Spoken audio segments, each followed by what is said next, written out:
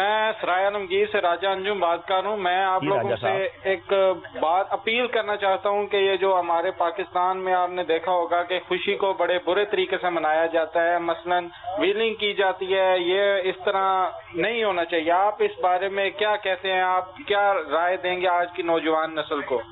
خوشی منانی ہے، یوم آزادی منانا ہے، ویلی کر کے، سائلنسر نکال کے، آتش بازی کر کے. یہ انداز پہلے نہیں تھا.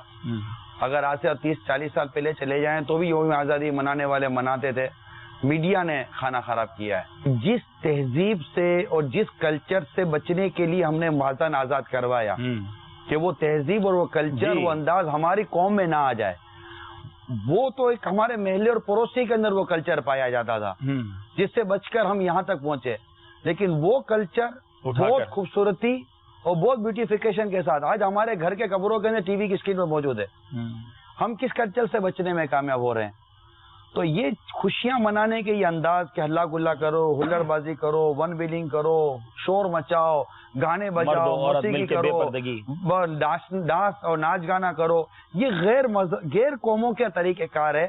تم جس نعمت کی قدر نہیں کرتے وہ نعمت چھین لی جاتی ہے. اللہ تعالیٰ ہمارے مطلب کہ جو اس طرح کے ہمارے جو قانون نافذ کرنے والے ادارے ہیں جو اپنی اچھی خدمات پیش کر رہے ہیں، اللہ تعالیٰ ان کو سلامت رکھے.